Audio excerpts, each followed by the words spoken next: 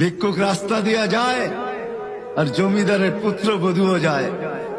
একজন সামনের থেকে আসতেছে, একজন সামনের দিকে যাইতেছে। দুইজনের ক্রসিং এর সময় ভিক্ষুকের গায়ের কাদা জমিদারের পুত্রবধূর গায়ে লেগে গেছে। সে দুনিয়া আন্ধার করে ফেলছে, স্বামীকে ডাইকা নিয়ে আসছে, বলছে ভিক্ষুক আমার কাপড় নষ্ট করে দিছে। সে শুধু ভিক্ষুক ছিল না, বৃদ্ধ ছিল। বৃদ্ধ ছিল না শুধু, জীর্ণ ছিল, শীর্ণ ছিল।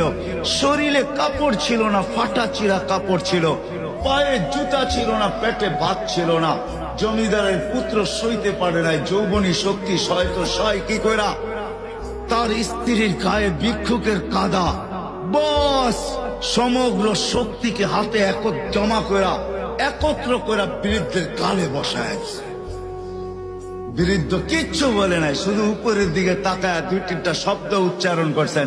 শব্দগুলা হলো ইয়া মাল্লা তারা হলো ওয়ুন, ও আল্লাহ চোখে দেখা যায় না।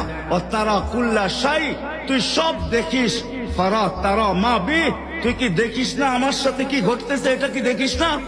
বলতে দেরি যুবক, মরতে দেরি হয় নাই। জমিদার চলে আসছে, প্রতিশোধ নিবে। বৃদ্ধের একদিকে মুস্কি হাসি, একদিকে বলতেছে প্রেমের খেলা এমনই হয়। জিজ্ঞাসা করছে কিসের প্রেমের খেলা রে? বলছে ওর প্রেমিকার গায়ে আমার কাদা লাগছে, পায়ের কাদা লাগছে, ও সইতে পারে নাই। যৌবনী শক্তি দিয়ে আমার বৃদ্ধ গালে বসায় দিছে। আমাকেও একজন ভালোবাসে, সেও সইতে পারে না, সেও সইতে পারে না। ও তো থাপ্পড় দিয়া ক্ষান্ত, সে জান নিয়ে নিছে, জান।